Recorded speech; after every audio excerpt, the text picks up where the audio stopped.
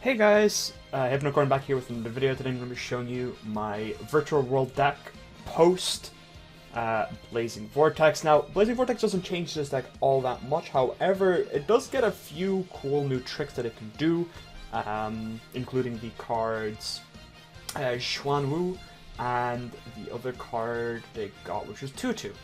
So I'll just get right into the list that I would play for this format. So we'll start with the monsters. So obviously we're going to be playing 3 of each virtual world name. That's good. There's a little apostrophe there. So we're going to be playing 3 Lulu, 3 Gigi, 3 Lolo, and then 3 Lily. So most of you already know what these do. All of them have very similar effects. You target a virtual world card, you send one from deck to grave with a different type from the card you selected. And then they do an additional effect. Obviously, Lily is the Foolish Burial. Now, before Blazing Vortex, this was probably the worst virtual world, and now, legitimately, it's one of the best ones, just because of how powerful Xuan Wu. I'm not entirely sure how to pronounce that card's name. If you would like to help me out in the comments below, that'd be really cool. Yeah, like this card became very, very powerful just because of the existence of Xuan Wu, and I will show one of the combos that the card actually makes it so that a combination before, without Blazing Vortex, is now combo thanks to Lily, which is kind of interesting. Lala being the Reborn, obviously, Gigi being the Skarm-esque monster, and then Lulu obviously being the Searcher of the deck. So yeah, we're going to be just playing 3 of every virtual world name. You really do have to play 3 of each, it's kind of mandatory. And now this is kind of a different one. So before Blazing Vortex, we played 3 copies of Nyan Nyan, but I'm currently just playing 2 copies of Nyan Nyan and a single copy of Otohime Tutu. Now, this card, at the start I was kind of just like, okay, this is like a 0-off, there's no real point to play this. However, because of the existence of Artifact Lancia, this card is actually really useful just because it is a tuner that you can dump of the virtual world names that you can use to get rid of dead cards like Gamma, etc. from your hand, or maybe an additional virtual name you'll already have in hand. And it makes it so you can play through things like Lancia, because it does summon itself as a tuner, and I have had times where I would draw a hand of like Lily and Nyan Nyan and Gigi, and it wasn't combo because my opponent had Lancia'd me. However, because of the fact that I was playing Tutu, I was still able to make VFD through the Lancia, which is absolutely bizarre. So yeah, this card's really interesting. It's just another Nyan Nyan, essentially. It is just a normal summon. I personally wouldn't play more than 1 copy of this. You can just shuffle it back with Nyan Nyan once again. It's an interesting one. For those that don't know what it does, you can normal summon if you control no monsters, or if all the monsters you control are Psychic and or Worm monsters. Because she's level 6. And she has a graveyard effect where you can discard a Psychic or a Worm type monster and then special summon herself as a tuner, but she gets banished when it leaves the field, and then she has the same summoning restriction of level 3 or rank 3 or higher monsters for her turn, like every other virtual has. Now, the reason why this card isn't like extremely fantastic is that if this could just discard any virtual world card also, that would be so much better, just because you'd be able to discard things like Kinglong from your hand to summon her back. You can discard like your Chuji's, your Shanu's, or whatever. Unfortunately, you can't really do that. However, a cool thing you can do with this, obviously, is that Gamma is indeed a Psychic, so you can discard that for Tutu, which is kind of cool. But yeah, this card's not amazing, but it's actually kind of okay and has some applications in the deck for sure. And then for hand traps, you can honestly play whatever you want. So I'm just playing like 3 Ash, 3 Nibiru, and 3 Gamma, and 1 Driver. Once again, you can kind of toy around with the hand trap ratios. I do think that Gamma's pretty mandatory, just because of the 2-2 interactions, and also just is one of the most powerful hand traps in this format. Nibiru is just because decks like the Tribegate deck and the Virtual World deck are also getting super popular, so I think this is a alright card to play.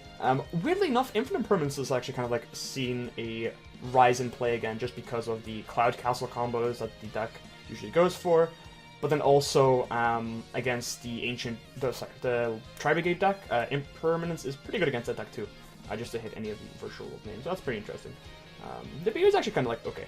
I'm not entirely sure if I'd main it. At the moment, this can honestly be any other hand trap. It just depends on what you yourself are personally playing against a lot more.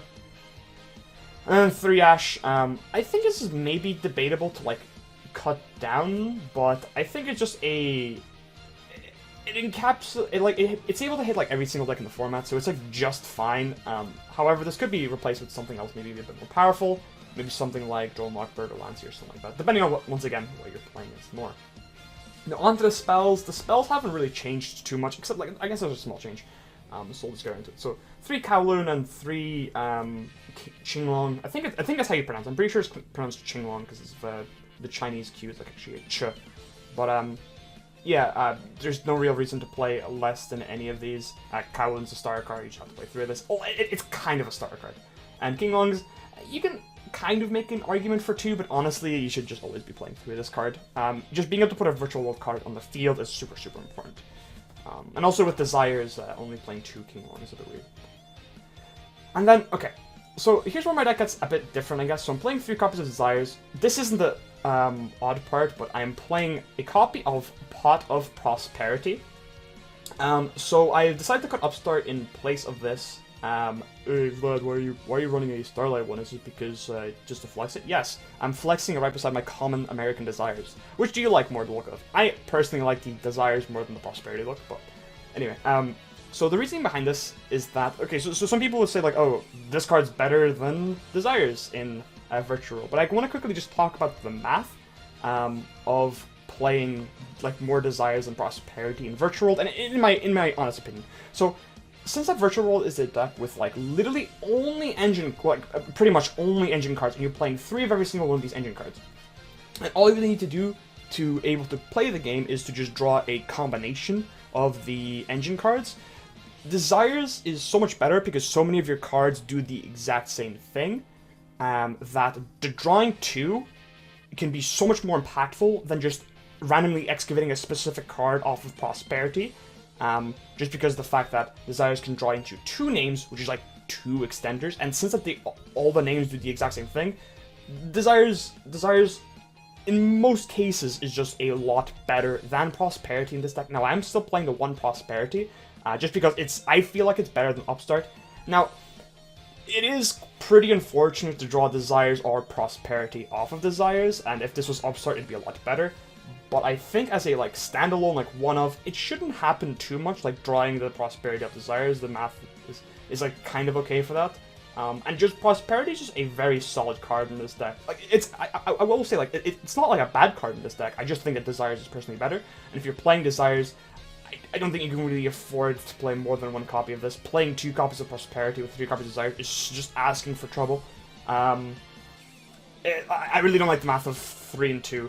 Opposed to 3 and 1. I think 3 and 1 math is a lot nicer just to not draw into another copy of Desires or Prosperity or whatever. So yeah, that's my little rant on Prosperity. I think, so usually, by the way, you should be banishing 3 off of Prosperity in this deck. However, if your hand is particularly awful, you can afford to banish 6. As to what I'll be banishing off Prosperity, it all depends on the context, and I'll show you when we get to the extra deck though. So that's the this little like draw lineup.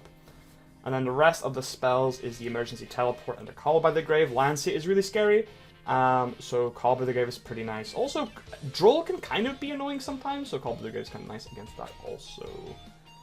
And then for the traps, it's just 2 copies of Chooch. I guess this has changed in like the 1 copy of Huanwu.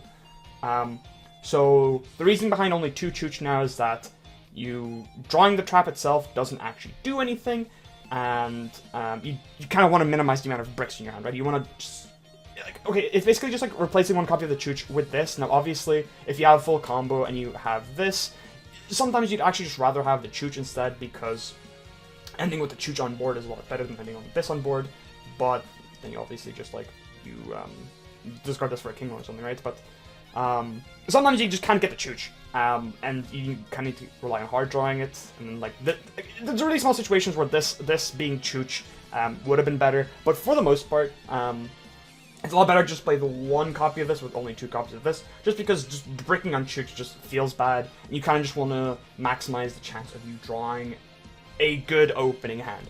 That's kind of the reasoning why I play Prosperity too, and I'm not playing Prosperity and an Upstart because I think that's once again asking for a lot of trouble. But yeah, this card's very, very phenomenal. I'll get into the combos after we get into the extra deck, but for those that don't know what this does, the on-field effect is relevant, but its graveyard effect is that during your main phase, you can banish it from the graveyard, you can target a Virtual World monster in your graveyard, so you special summon it, you negate its effects, and then you have to send a card from your hand to the graveyard. It's pretty nice. Because once it, so it's like Qinglong in the fact that you have to, it's kind of a -1 to do its effect. However, this makes it so Lily is a lot better. If you open Lily plus Qinglong, it's a combo, and I'll show you that. Really, really good card. Really does boost up the ceiling for the deck. It just gives you a lot more versatility for sure when you are grinding through your opponent's board and stuff like that.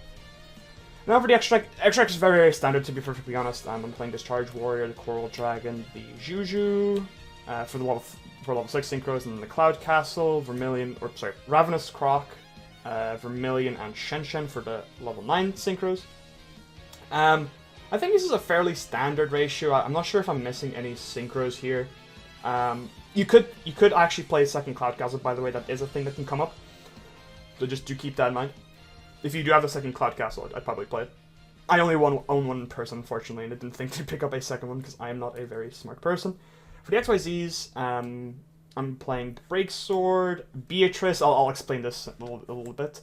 M7, Utopia Beyond, another thing I'll explain, the Enter Blatnir, 2 copies of Trooping of All Calamities, and Zeus. Now, this isn't the definitive extra deck that you should probably play in every single Virtual World deck.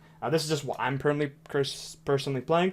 I decided to cut the Bamboozling Gossip Shadow from this deck because I feel like a few too many people are catching on to the combos and then just playing Imperm to beat it. So if you just do the normal Virtual World combos, you don't necessarily have to play this. Also, you'll also notice that I'm not playing Chao Feng.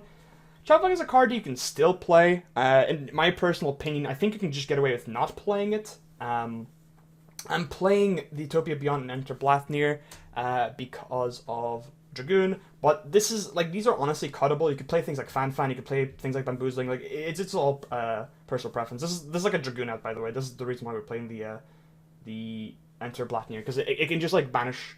It banishes on field without target, which is pretty good.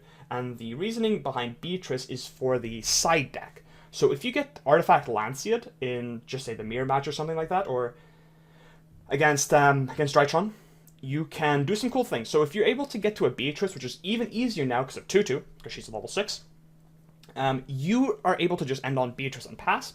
And then on your opponent's turn, you're able to send either Orcus Crescendo from deck to grave with Beatrice's effect, or you can send Mischief of the Gnomes.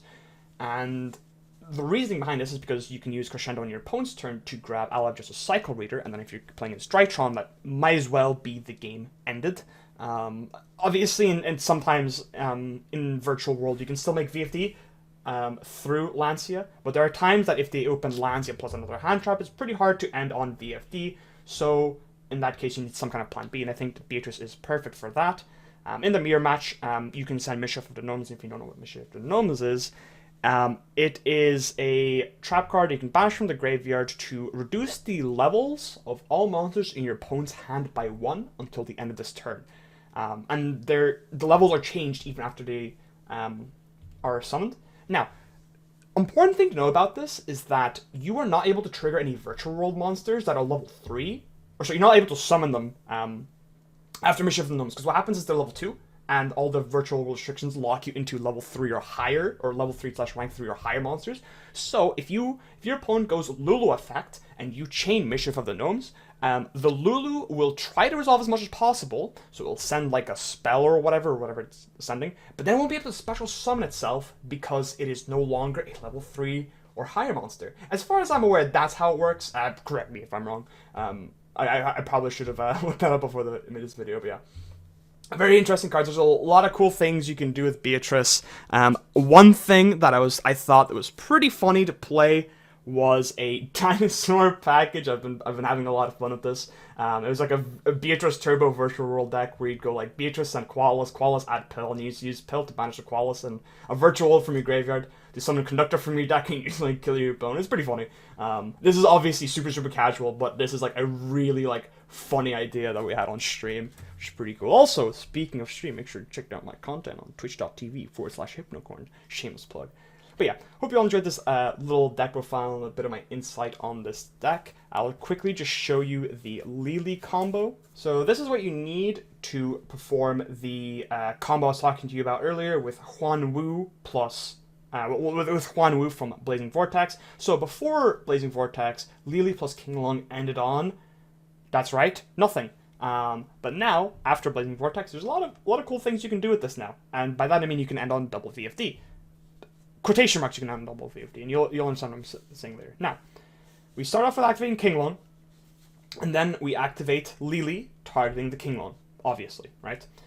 And then next, we're going to be sending the Huanwu from our deck to the graveyard, and we're also going to be sending Lulu from our deck to the graveyard. So then we're going to be summoning the Lili. Next, we're going to be using the effect of Huanwu to reborn our Lili from the graveyard. Then we're going to be sending a card from our hand to the graveyard, so it's going to be one of the random cards in our hand. Next, we're going to be synchroing for 9 with the Lulu and the Lili to make Vermilion Dragon Mech. And if for those that have played Virtual World before, you'll probably notice where this is going. We're going to be using the effect of Vermilion Dragon Mech to banish the Lulu and then destroy itself, to then trigger its effect to add back our Lulu, and then we're going to be using Lulu to target our Kinglong. We're going to be sending Chooch from deck to grave, summoning Lulu, and then we're going to be adding a copy of Gigi from our deck to our hand. Next, we're going to be special summoning Gigi, targeting Lulu, sending a Kinglong from our deck to the graveyard. Then we're going to be using the effect of Chooch to boost up our Gigi to level 6. We're going to be synchroing for 9 to make a copy of Cloud Castle. We'll use the effect of Cloud Castle to bring back our Vermilion Dragon Mech, and then we're going to overlay our 2 monsters into the true king of all fun. Now, if you'll notice, I said that you need 2 discards for this combo. Well, the second discard is pretty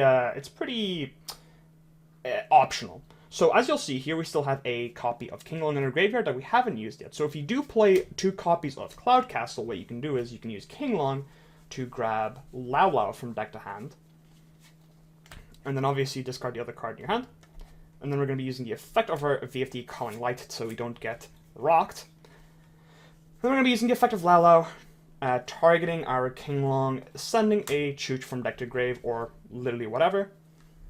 It's kind of spooky to send this, but you should probably send Nyan Nyan, because we do only play 2 traps in this version, so we probably shouldn't send a Chooch because that's our last Chooch. So let's just send a Nyan Nyan. Let's be safe. And then we're just going to be using Lao Lao to bring back a Gigi.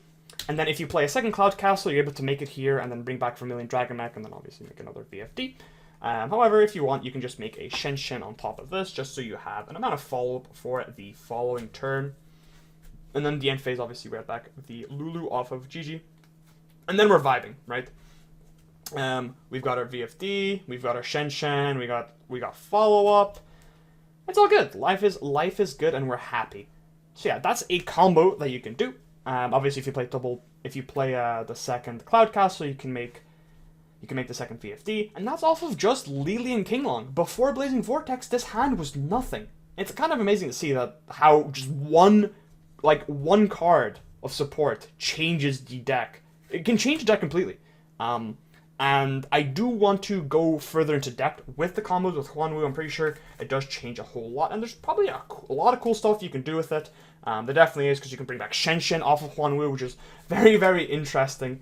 So yeah, I'm really excited to see the direction that Virtual World will take after Blazing Vortex. I'm a really big fan of the deck. I'm pretty sure Virtual World actually saved my love for Yu-Gi-Oh!, which is kind of weird to say. If for those that haven't played Virtual World yet, I really do recommend it. It's a lot of fun. It might seem really, really boring, just because of VFD, right? But the deck is legitimately really fun to play. When you're going second into boards, it is so much fun, and the amount of cool stuff you can play in the extra deck is just one of my favorite parts of the deck. Once again, the dinosaur package I was talking about earlier. Yeah, there's so many cool things you can play with this. This isn't even in the optimal version, and I really do hope this card gets banned, just so we can start exploring all the different versions of this deck you can play. Once again, with Beatrice, you can also side Nail Shadal Ariel, which you can just use to banish your opponent's entire graveyard on your opponent's turn. That's another thing you can do in Virtual World. There's so many cool things you can do. Now, as for what cards you should be banishing off of Prosperity, I'll just quickly get into that. If you are going first and you know what you're playing against, you can banish a Beyond. You can banish a Beatrice in Game 1. You don't really need this in Game 1, so it's fine. And you can also probably banish either Coral Dragon or Star Charge Warrior. Now, obviously, with Prosperity, you're not allowed to draw cards for the rest of the turn, so these are kind of dead. You're probably better off just making like a Yugioh or something that you can revive later on with like the trap card or something. Or maybe even just like not, you can just skip making the level 6 sinkers to begin with. A lot of hands in Virtual World can actually just skip making the level 6 sinkers, which is nice. Another thing you can maybe do is like you can cut this, if like you can banish this off Prosperity if you're going first. It all depends on what you're playing against, to be perfectly honest. If you do know where you're playing against, it's a lot different. If you're playing against something like Eldritch, for example, you're not going to need a second VFD, right? Yeah, things like that. I hope that like helps out for you people that don't know what to banish off Prosperity. It also does depend on what you do play in your own extra deck. And also, like, there's a lot of factors, but in general, you could probably cut some of the cards that do say draw on them, because you're not going to be drawing that turn, and if you're planning to just, you know, run on VFD or whatever, there's no real point of needing grind game cards. Now, when to banish 3 and when to banish 6 is another good question to have, and usually, if you're going second after siding against, like, some kind of back row deck, for example, you just want to be banishing 6 just so you can dig into cards like Lightning Storm, into Evenly Matched, Twin Twisters, whatever. Because those cards are super important to just blow out your opponents. Yeah, so like, it makes sense, right?